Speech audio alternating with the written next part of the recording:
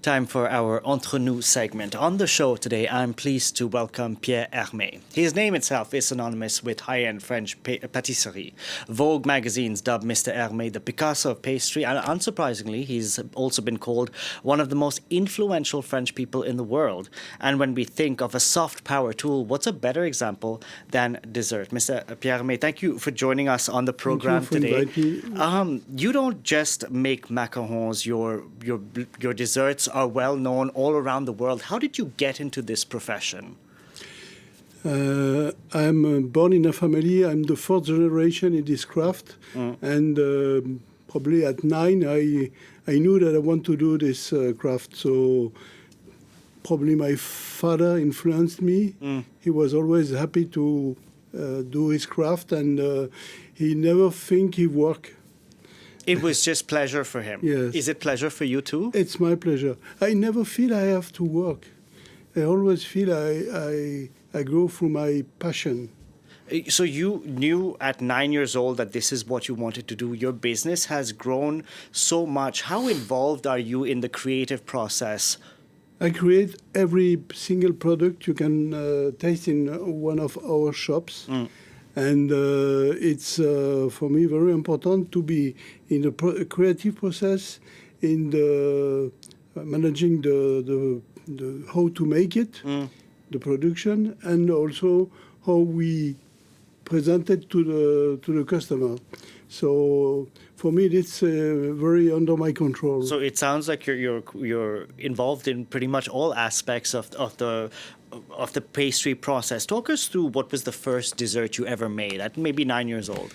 I was working in the pastry shop and was decorating the Yule log for Christmas, and probably I also did some tarts when I was very young. But when I started the craft, I think I knew pastry, but I have to start from scratch because the way my father worked and the way I learned was very different. But I see you've brought a whole box of your world-famous macarons, I can say. Talk us through what is so difficult about making a macaron and why the technique is so important. In the macaron, you have different way to do macaron with different type of preparation, but we do the macaron with sugar, icing sugar with almond powder and egg white. So we do some meringue, Italian meringue. That means we cook the sugar and pour it on the with the egg white, and after we mix it with the almond powder, and that's the base, and that's quite simple. But everything is simple, but you have to respect some. When you do the biscuit, you have to wait until the biscuit is a little crust on the biscuit that dries a little bit, half an hour, 1 hour, depending the humidity. And after, the baking process is very important, the feeding, and because what makes our macarons so different is also always that they have a very generous feeding that gives more taste. Mr. Hermé, you have stores not just in France, but in the Middle East, a lot in Asia and Japan. Singapore, I know that you've opened a new location. How is it? Do you take influences from the local produce or what is available, or do you keep what is distinctly French? We do mostly of our classic products. Yeah. For Singapore, I made a specific cake with tartine, infinitely peanuts, because it reminds me, you know, in Singapore, there is a bar, and where the people drink and eat some peanuts. And throw it on the floor. And they throw it on the bottom. So that's why I did this specific cake for Singapore.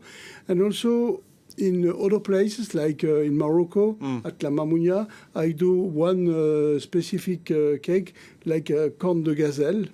It's Arabic biscuit. Yeah. And I do it as a cake. and it's the most successful. And very briefly, you know that right now in 2025, there have been trends that people are trying to eat healthier, consume less sugar. Sugar is viewed as a bad thing. How do you grapple with this, given that this is your industry to sell people sweet things?